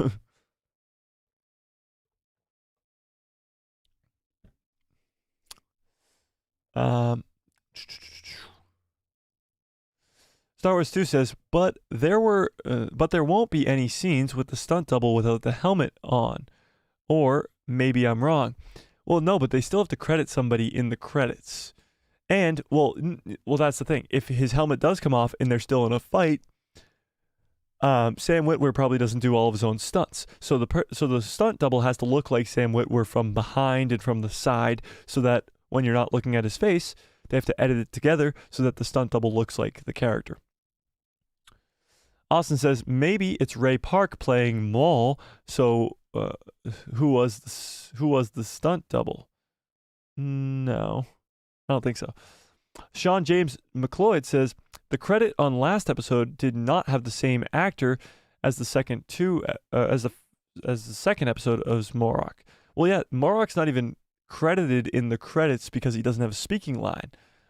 Only Sam Witwer is credited as an additional voice. He's not credited until this episode. Anthony says, Mike, it is very interesting to see what the credits say after the mask of Morok is wearing comes off. Well, I'm guessing the credits will say who it is, who it's revealed to be, after we get it revealed to us. Star Wars 2 says, is it just me, or are the lightsaber duels so far not that fast or good as the prequels? We saw it in Rogue One. We saw the Ghost in Rogue One, yeah. And in Rise of Skywalker, yeah. Austin says, seeing the ghost in live action, I love it. I know. We're going to get to see it up close and personal, though. In Rogue One, you only get to see it from afar. And in Rise of Skywalker, again, you only get to see it from afar. But to your other point, Star Wars 2, what do I think about the lightsaber duels? I actually think the lightsaber duels, they're faster than the sequels. But yeah, they're not as fast as the prequels. But you have to remember who's fighting with them.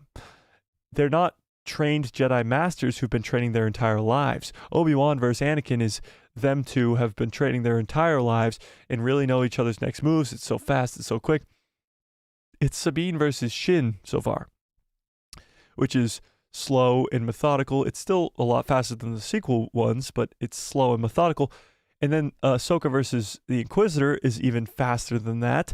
And again, it's slow and methodical. And it's not as fast as the prequels, but I do think the lightsaber duels are really, really good so far. And I think they're just going to get better. Austin says, one of the trailer's shots had Jacen and Hera on the ghost ship. That's true. Do you think Jacen's come along for the ride? Do you think Jacen Syndulla is in this scene and watches his own mom get chopped down by Balin and then turns into a Sith Lord? Oh my God. We've cracked the code, ladies and gentlemen. Imagine. Jesus. That would be insane. That would be absolutely insane. Insane in the membrane. Sean James McLeod says, as far as timeline, if it happens before she meets Luke, it means the events of this season started happening after she met the Mandalorian and Grogu, since that's when she arrested the witch. Yeah, so it would take place in between the Mandalorian season 2, Mando season 2, and Book of Boba Fett. And there is a time jump in between those two shows. We don't know how long specifically yet. Raheem's World says, I'm going to need people to stop telling stories about certain characters appearing. I'm honest about what I've seen. I've watched the entire series of Ahsoka, and it's action-packed. I'm not spoiling it. Well, there you go, Raheem. Well, what? Theory says he's 100% convinced it's Starkiller too. Yeah, I haven't watched his video on that, but I have seen him say that. And I am too. Sabine Wars, she's mine. Oh, no, not again. Austin says, why are people in denial that the Rebels epilogue was retconned? I don't know. But go, please. If you want to entertain yourself, go into the comment section of my retcon video for Ahsoka, for the Ahsoka epilogue of Rebels. Go into the comment section of that video because it is insane amount of people. And not only do they just not think it's retconned, because maybe you don't think it's retconned, and maybe you think that a very similar scene will happen later on in Ahsoka, and that's perfectly fine. But when you come after me and you're like, the epilogue happened right after Ezra and Thrawn disappeared, it's like, you're stupid and you're dumb and don't talk to me, bitch. Sorry, that made me laugh. But yes, I agree, Austin. I don't get it. Austin says, it's either Marok, Balin, or Shin dies in this next episode. Interesting. I don't think either of them will, or any of them will. There is this image. I'm going to pull it up again.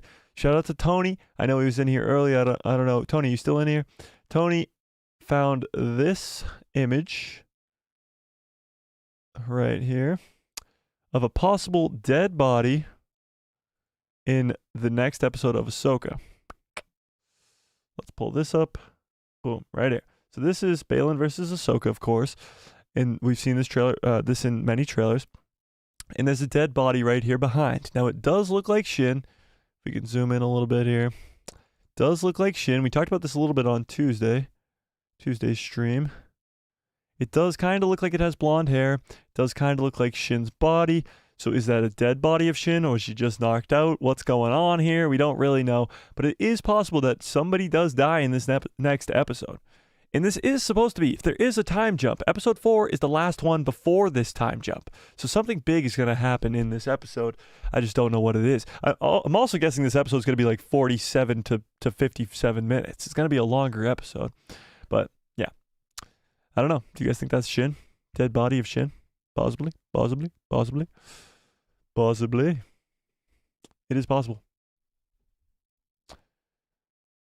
It is possible. Star Wars 2 says, I don't think there is any point of killing off an iconic character like Hera like that.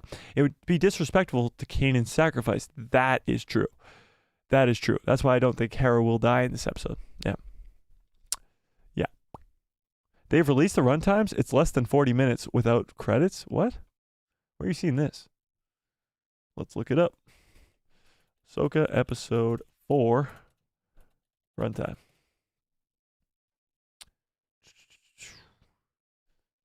Episode 3 with the shortest blah, blah, blah. Episode 4 clocks in about 42 minutes. Interesting. So, episode 3, the runtime that they announced for it was 34 minutes, and it ended up being 37.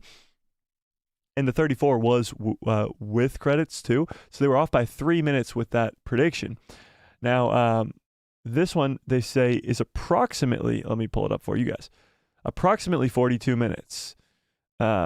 So they say very reliable. There you go. And episode 5 is going to be 50 minutes almost, which is very cool as well. There you go. 42 minutes is pretty solid. That's about the same time as episode 2. So that's a pretty solid runtime right there. Definitely longer than episode 3, which we just watched for sure. So it's a little bit longer, but it's going to be jam-packed again. All these episodes are jam-freaking-packed. Yeah. Honey Badger says, there has to be a loss in this show, regardless to set up Dave's movie. That's true. The good guys are definitely going to lose. It's going to be a loss. It's going to be a loss after loss. Our heroes can't win forever. Yeah, I think this whole series is going to be a loss for the good guys. And whether or not it's Hera dying or somebody else dying, I think there will be a death in this season. Austin says, I think Balin will sacrifice himself by killing Hera. Well, why would that sacrifice himself? Star Wars 2 says, I agree. I think Rex will be a first great character to go. Yeah, Rex, it could definitely be the sacrifice or the heroes losing in this series. Rex is old. He's had such an incredible story arc, and Dave is going to probably let him down in a very iconic way. So, Ahsoka style is fast and acrobatic, though. That's true. But again, that's in animation. I think it's very consistent to what we've seen with Ahsoka in Mando Season 2. And I still think the lightsaber duels are going to get even better as the series goes on. There's not going to be a lack of lightsaber duels, for sure. Star Wars Politics says, I would love for Ahsoka the white robes. I would love for Ahsoka's white robes after meeting Luke with the time jump. And then we get a very similar scene to what we saw in Rebels. That would be cool. That would be interesting. Yeah, the time jump doesn't really make sense if Ahsoka and Sabine already know that, there's this new galaxy. Like, what's the time jump for then? Austin says, Dave Filoni literally confirmed 3 years ago that the Rebels epilogue happened during or after The Mandalorian. Exactly. I don't get it. Star Wars Politics says they've released the reason. Oh, we just read that. Sean James McLeod says, I heard that episode 5 will be when Anakin shows up. Yeah, so that's what we're hearing. I mean, that's probably going to be the Anakin episode. It also might be the World Between Worlds episode, and it's Rosario Dawson's favorite episode. And it's Dave Filoni directed episode. Dave Filoni only directed 2 episodes, and it's episode 1 and episode 5. And so it's going to be a good one. That's for sure. Honey Badger says, with Rex's death, I think that we could see Anakin's Force Ghost to comfort her and give her one final lesson as she redeems her as her redeemed fallen master. That would be cool. If Force Ghost Anakin, what if we get flashbacks of Anakin in World Between Worlds of Anakin in episode 5, and then after Rex's death, you get Force Ghost Anakin because Ahsoka's very vulnerable, and of course, the both of them had a very strong connection with Captain Rex. That would be very cool. That would be very, very cool. Okay, let's read some of these articles right here, just real quick. This one is fascinating. Star Wars releases first poster for live action Ezra Bridger. So let's take a gander over at this one. This is pretty damn cool. While we take a gander over this, think about becoming a member of the channel because it's a great way to support the channel and become a member of the people who love Star Wars. You get access to giveaways, which we gave away 2 pop figures and a cool shirt. We'll be doing a lot bigger giveaways as the channel continues to grow. And yeah, there's a link in the description below to join the people who love Star Wars, or you could hit that join button next to the subscribe. We have a fun, awesome community growing here right now. We got 5 awesome founding members. And yeah, so become a member today. And super chats, of course, they're not necessary, but we have had 2 super chats, which was awesome. Okay, Star Wars releases first poster for live-action Ezra Bridger. Here we go. Star Wars has given fans the best look at live-action Ezra Bridger, yet with the first poster featuring artwork with a new take on the hero. So here we go. Let's take a look at it. Let's open it up on a different page here. Oh, well, let's zoom out. There we go. So this is our Ezra Bridger. He's got longer hair than we last saw him. It looks like Lothal in the background, or maybe actually it looks like a Cloud City almost. He's wearing the iconic orange suit. It's of course in black and white. Iconic orange suit that we've seen many times in Rebels. I'm kind of blocking this. Hang on. There you go.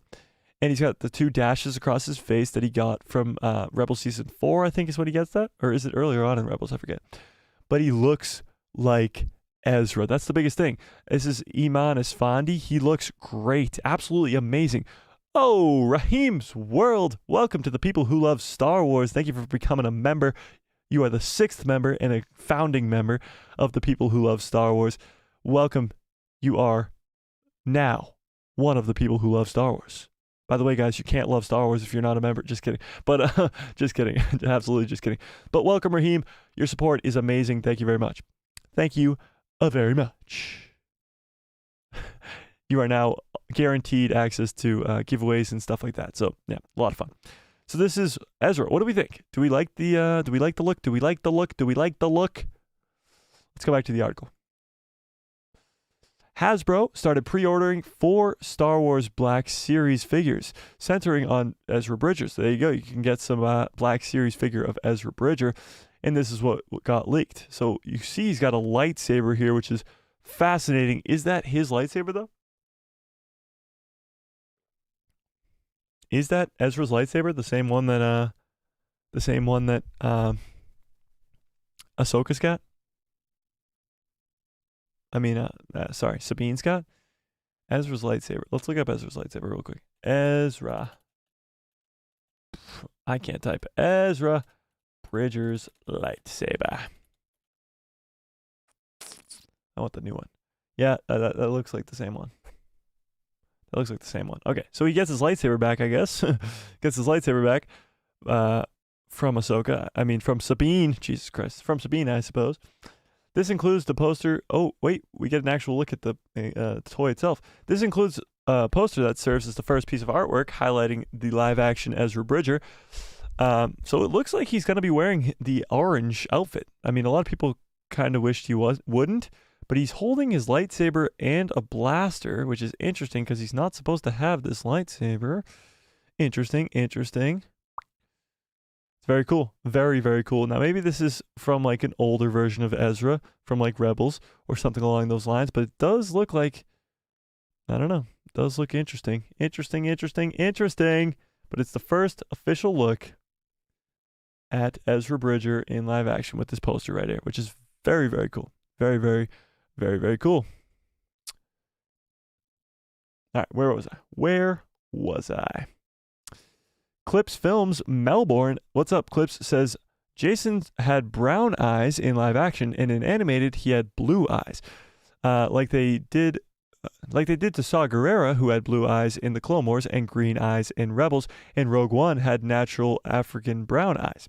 Well, yeah, that's probably just like a casting type thing where they just found the guy who portrayed the character the best and just went with that.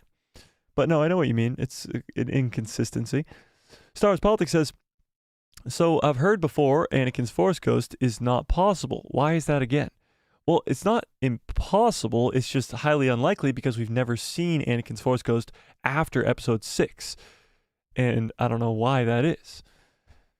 It'll be interesting. Clips Films Melbourne says, Saw Gerrera had eye color change on novels. In the novels, suffered Imperial bioweapons, which caused his eye color to change over the years.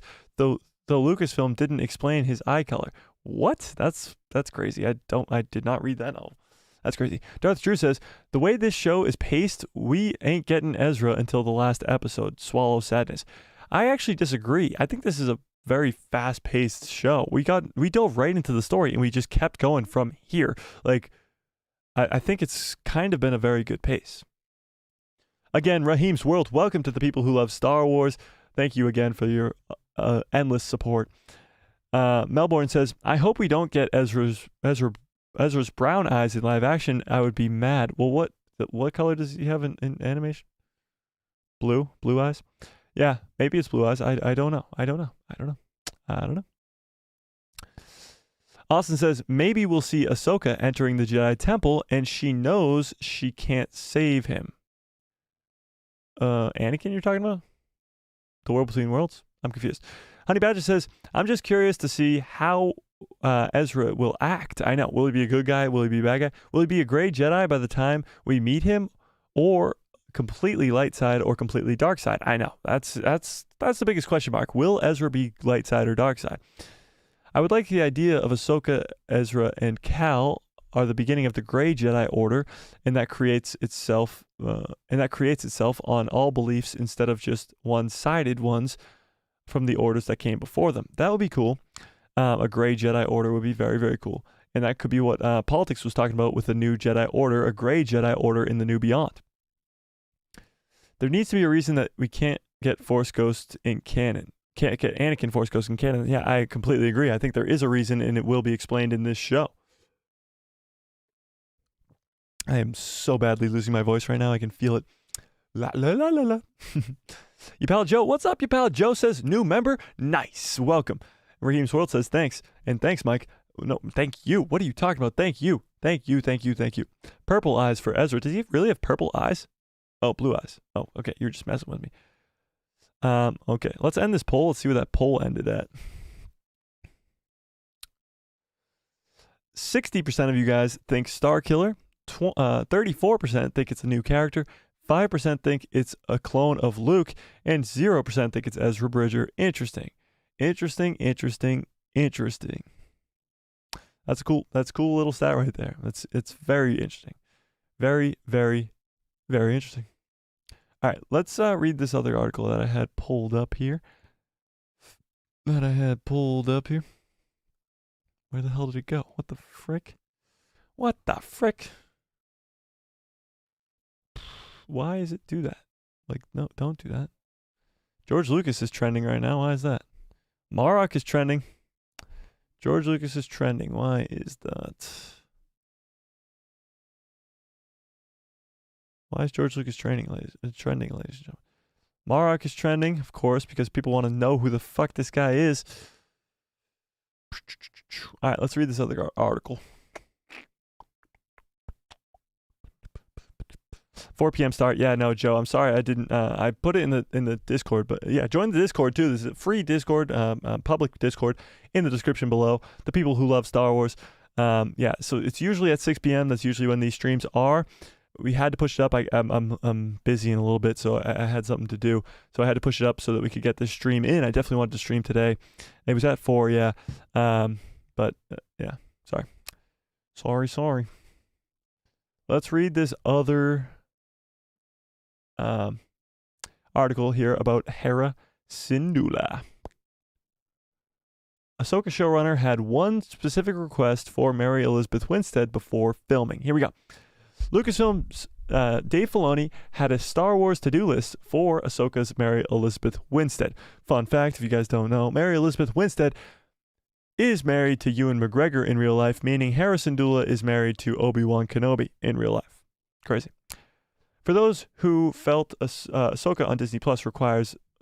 For those who feel Ahsoka on Disney Plus requires audiences to do their animated Star Wars homework, they weren't the only ones. According to Winstead, who played Star Wars Rebels pilot Jacen Syndulla in live action, series showrunner Dave Filoni requested a certain thing of the Ahsoka star before cameras began rolling. So, Dave Filoni's Star Wars homework for Mary Elizabeth Winstead. What did she have to watch? In an interview with Empire, which was conducted prior to the ongoing SAG-AFTRA strike, easy for me to say. Mary Elizabeth Winstead revealed that Dave Filoni gave her Star Wars Rebels watch list. So the strikes, by the way, just a brief update, are still going on and still going strong. There are some negotiations going on, but none, clearly not close to being done with. I would predict we still got a long time with these strikes. So, Star Wars Rebels is 4 seasons, 75 episodes. Star Wars animated series was set 14 years after Episode 3, leading up to Rogue One. The show followed a group of rebels prior to the... we know what Star Wars Rebels is. So, according to Elizabeth Winstead, Filoni gave her a list of episode-specific scenes. So this is what she said. Dave gave me a list of episodes and specific scenes.